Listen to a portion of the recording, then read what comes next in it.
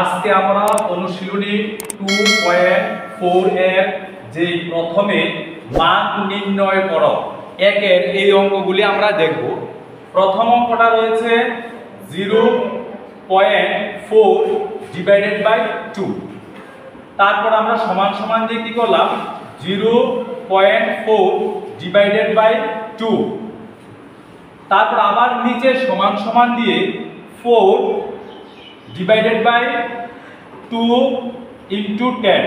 এই আমরা এখানে 10টা এনেছি, এখানে যে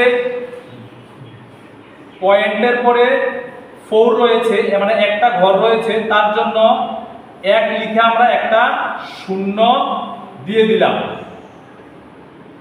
তারপর সমান সমান দিয়ে উপরে 4 যেভাবে আছে ওইভাবে লিখেছি। তারপর 2 এর নামটা 10 বার করলে আমরা 20 পাই, তার জন্য নিচে 20 লিখেছি। তারপর 20 দিয়ে 4 কে আমরা ডিভাইড করব, কিন্তু 20 দিয়ে যেহেতু 4 কে ডিভাইড করা যায় না, তার জন্য আমরা এখানে একটি শূন্য দিয়ে দশমিক দিয়েছি। তারপর এখানে একটি শূন্য লিখেছি। শূন্য লেখার পরে এখানে 40 হলো। এখন আমরা 20 দিয়ে এই 40 কে ডিভাইড করব। 20 দিয়ে যদি আমরা 40 কে ডিভাইড করি, তাহলে 20 এর নামটা আমরা যদি 2 বার গুণে থাকি, তাহলে আমরা এখানে 40 পেয়ে যাই। অতএব আমাদের আনসারটা হবে 0.2। এখন আমরা একের 3 নাম্বার যে অঙ্কটি রয়েছে মান নির্ণয়ের, সেই অঙ্কটি দেখব। অঙ্কটির মধ্যে রয়েছে 2.48 ডিভাইডেড বাই 4। তারপর আমরা সমান সমান দিয়ে কি লিখব 2.48 ডিভাইডেড বাই 4। তারপর আমরা নিচে আবার সমান সমান দিয়ে লিখব 248 ডিভাইডেড বাই 4 ইনটু 100।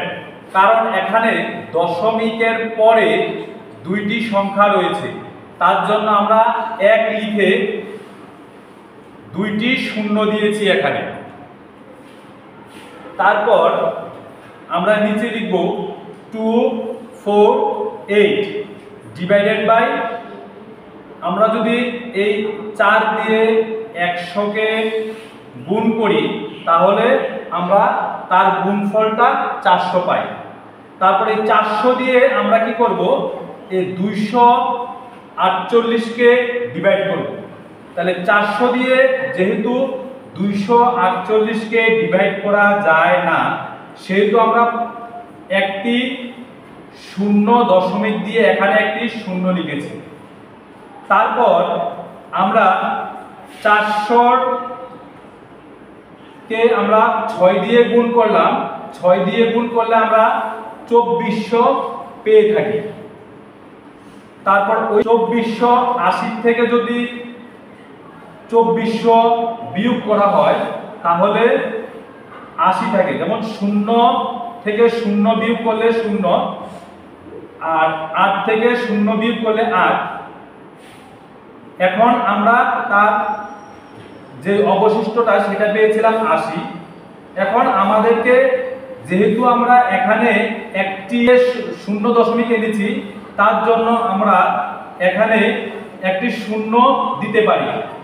তাই আমরা একটি শূন্য দিয়ে দিলাম। শূন্য দেওয়ার পরে এখানে আমাদের 800 হয়ে গেল। আমরা যদি 2 বার 400 নামটা পড়ে নিই, তারপরে আমাদের 800 হয়ে যায়। তাহলে উপরে শূন্যের আর নিচে শূন্যকে বিয়োগ করলে 0, উপরে 0 থেকে নিচে 0 বিয়োগ করলে 0, উপরের 8 থেকে নিচের 8 বিয়োগ করলে 0। তাই আমাদের আনসারটি হবে 0.62।